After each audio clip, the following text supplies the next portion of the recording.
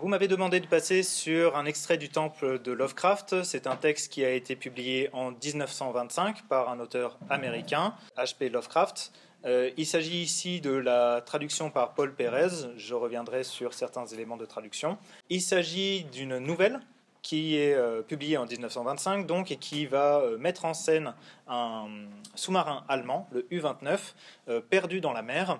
Et suite à la découverte d'une idole macabre, les différents membres d'équipage vont mourir les uns après les autres, laissant le capitaine seul. Nous sommes ici à la toute fin de la nouvelle. Il s'agit de la perte du capitaine. Il est perdu complètement en mer et il va se retrouver par hasard devant une cité engloutie. C'est cette découverte que raconte le texte. Je ne suis pas d'un naturel émotif, mais mon étonnement fut grand lorsque je contemplais ce que la lumière électrique révélait à ma vue. J'ai beau avoir été élevé dans le respect prussien de la culture, je n'en fus pas moins abasourdi devant cette fresque de la géologie et de la tradition au fond des océans. Un grand nombre d'édifices, à différents stades de conservation, et dont la plupart étaient en ruine, s'étendaient devant moi. Leur architecture, qui ne relevait d'aucun style précis, était admirable. Certains d'entre eux étaient en marbre et brillaient sous les feux des projecteurs. Le plan général de ce paysage était en fait celui d'une grande ville, au cœur d'une étroite vallée, avec de nombreux temples isolés et des villas sur les pentes. Les toits s'étaient effondrés et les colonnes brisées.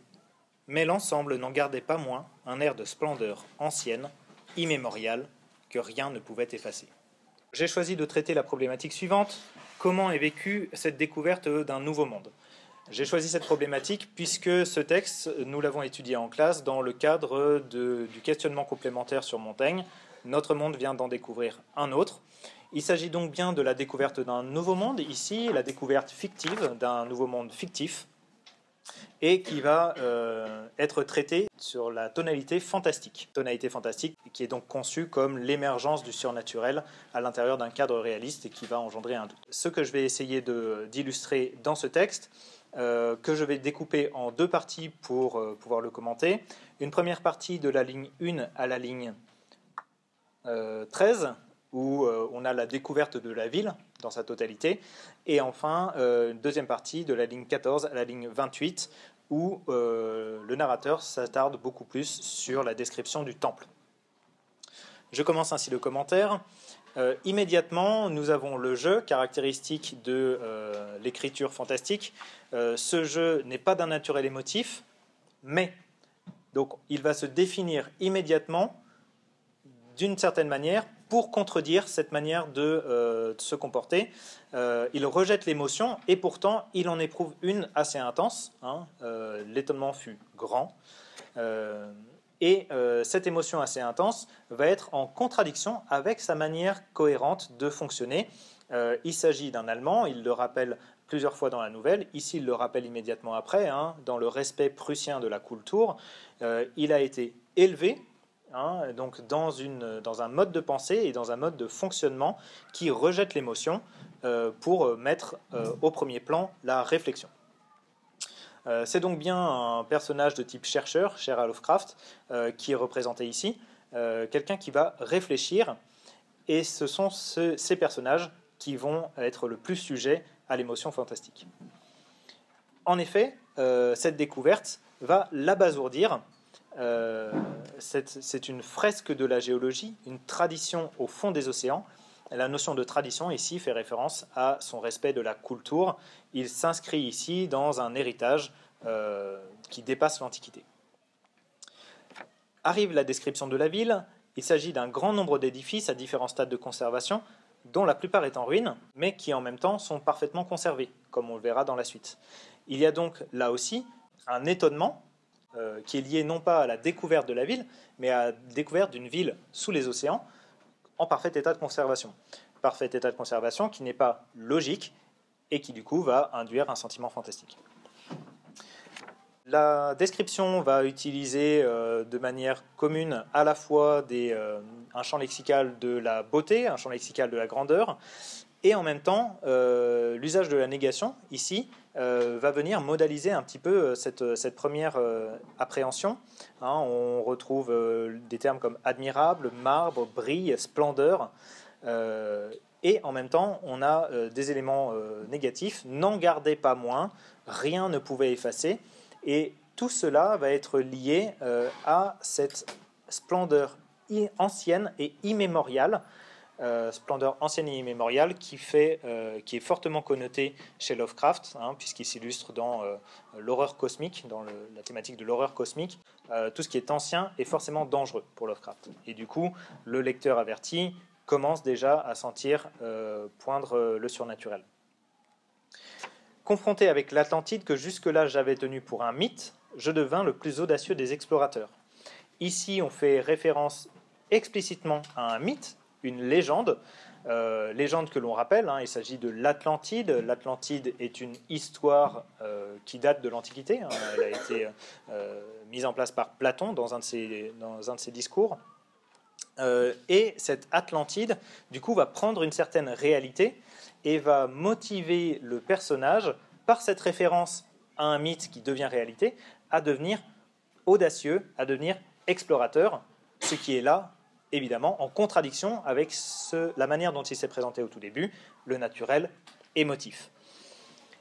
Donc, son enthousiasme va être développé juste après. L'enthousiasme va le faire devenir aussi idiot et sentimental que le pauvre Cleanse. Donc Cleanse est son sous-chef, le sous-chef du bâtiment, et Cleanse est le dernier à être mort, complètement fou, en mettant en garde le capitaine du navire, le capitaine du sous-marin, contre les horreurs qui rampaient sous la mer. Il est intéressant de noter ici le comparatif, aussi idiot et sentimental que c'est l'enthousiasme qui va le rabaisser, au sens strict, au sentiment. Lui qui n'était pas d'un naturel émotif, cette découverte enthousiasmante, étant du coup livrée par les dieux, étymologiquement, cette découverte enthousiasmante l'amène au sentiment. Et qui dit sentiment dit absence de réflexion, et donc du coup il va nier à la fois son comportement, mais aussi sa rationalité. À partir de là, va pouvoir émerger le sentiment fantastique. Cette subjectivité va se confirmer juste après par l'usage d'une comparaison, comme un avion sur la terre ferme, et le premier signe d'étrangeté qui va advenir. Je ne découvris pas tout de suite non plus, là encore, usage de la négation, que le groupe de dauphins avait disparu. Donc le groupe de dauphins qui le suivait jusque-là a complètement disparu, il ne s'en est pas rendu compte, mais le dauphin, qui est quand même un animal plutôt positif, le fait qu'il disparaisse, comme toute trace de vie, on va le voir juste après, devrait être un indice pour lui concernant l'étrangeté ou presque la dangerosité de ce lieu. Je passe ainsi à la deuxième partie. On arrive à la description du temple auprès duquel il s'est posé comme un avion. On en décrit tout d'abord la façade, puis l'architecture, et en réalité, on va retrouver là exactement le même procédé. On a à la fois champ lexical de la beauté, de la grandeur, et en même temps tout un tas de termes qui vont venir modaliser un petit peu cette première appréhension positive. On retrouve des mots comme richement orné, la grande bâtisse, une grande porte, les fenêtres sont larges, elles sont nombreuses, l'escalier est impressionnant, tout est d'une indéniable beauté. Donc tout cela va venir se modaliser de manière assez intéressante, puisque cette modélisation est présente uniquement dans les adjectifs qui sont choisis. Les adjectifs choisis, et c'est le cas aussi en anglais, c'est pour ça qu'il est intéressant de comparer au texte original, les adjectifs choisis sont en fait la marque de l'étrange. On retrouve par exemple le fait que le bâtiment est cyclopéen, Titanic en anglais. Donc cyclopéen, c'est qui appartient au cyclope. De la même manière, gigantesque, juste après, la façade gigantesque, c'est l'adjectif qui vient de géant, deux créatures à la fois merveilleuses mais aussi dangereuses.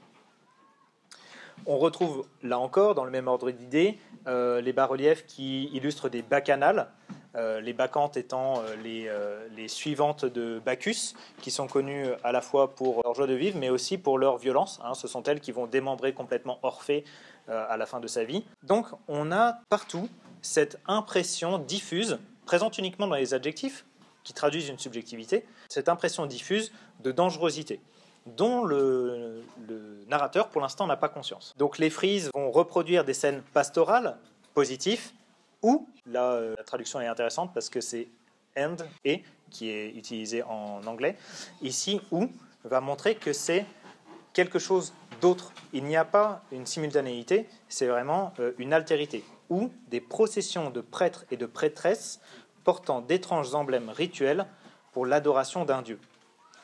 Donc toute cette représentation-là va être marquée par la religiosité, par l'étrangeté, par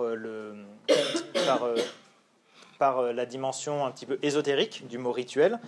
Et ce qui est intéressant, c'est de noter le un Dieu indéfini. C'est un Dieu qu'on ne connaît pas.